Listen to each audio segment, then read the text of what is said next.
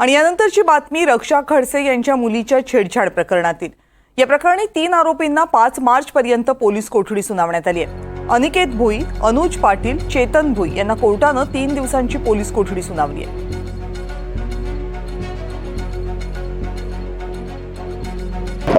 आज रिमांड कामी 3 आरोपींना मान्य न्यायालयात हजर करण्यात आलं होतं।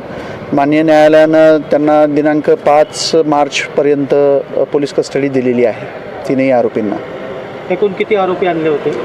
एकूण 3 आरोपी आहेत जे मेजर आहेत। एक अल्पवयीन आहे, त्याला आपण जळगावला हजर केलेलं आहे। आणि त्यांना किती पोथी वगैरे काय देण्यात आले, काय सुनावणी झाली? सुनावणीमध्ये आमच्यातर्फे आर्ग्युमेंट झालं रिकव्हरी पाहिजे इतर आरोपींच्या संदर्भात, आणि मग पुढच्या बाजूनं ऑब्व्हियसली त्याला अपोज झाला। तर या प्रकरणामध्ये किती फरार आरोपी आहेत? शोध चालू आहे, त्यांचा शोध चालू आहे। इतर 3 आरोपी आहेत फरार, त्यांचा शोध चालू आहे। त्यासाठी विशेष पथकं पण नियुक्त करण्यात आलेली आहेत माननीय SP साहेबांच्या आदेशाने। तर घटनेमध्ये एकूण आरोपी किती आहेत आणि सध्या ताब्यामध्ये किती आहेत? एकूण 7 आरोपी आहेत, त्यापैकी 3 आरोपी अटक आहेत, 1 आरोपी जुवेनाईल आहे आणि इतर 3 आरोपींचा उर्वरित शोध चालू आहे। आपले प्रतिनिधी मंगेश जोशी यात संपूर्ण प्रकरणाबाबत आणखी माहिती देण्यासाठी आता आपल्यासोबत आहेत। मंगेश,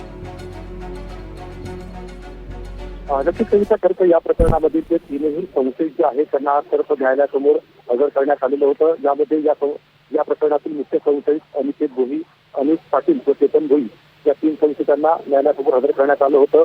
या प्रकरणात खरं तर जी युक्तिवाद करण्यात आला यामध्ये प्रामुख्याने जे आहे ते आरोपींचे वकील आहेत त्याची प्रकरणातली अटक जी आहे ते याला विरोध केलेला होता। मात्र या प्रकरणी सरकारी वकिलांकडून जे आहे अधिक पुरावे तपासणीसाठी जे आहे खरं तर 10 दिवसाची पोलीस कोठडीची मागणी केलेली होती। मात्र न्यायालयाने या प्रकरणात जे आहे आता 3ही संशयितांना खरं तर 3 दिवसाची पोलीस कोठडी जी आहे ती सुनावलेली आहे।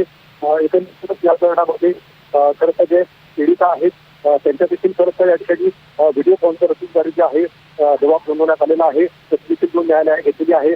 आणि या प्रकरणातील अधिकाधिक पुरावे गोळा करण्यासाठी मागणी खरं तर पोलिसांच्या वतीने करण्यात आली होती। मात्र ती मागणी फेटाळून न्यायालयाने या प्रकरणात 3ही संशयितांची जी आहे 3 दिवसांची पोलीस कोठडी परवानगी केली आहे। एकंदरीतच या प्रकरणातील इतर 3 फरार जे संशयित आहेत त्यांचा देखील आता पोलिसांकडून शोध सुरू आहे। तर 4था संशयित जो अल्पवयीन आहे त्याची खरं बाल सुधारगृहात ज्याची रवानगी करण्यात आलेली आहे। आणि एकंदरीत या प्रकरणात आता 3ही संशयितांना जे आहे न्यायालयाने 3 दिवसांची पोलीस कोठडी सुनावलेली आहे। धन्यवाद या सगळ्या माहितीबद्दल मंगेश।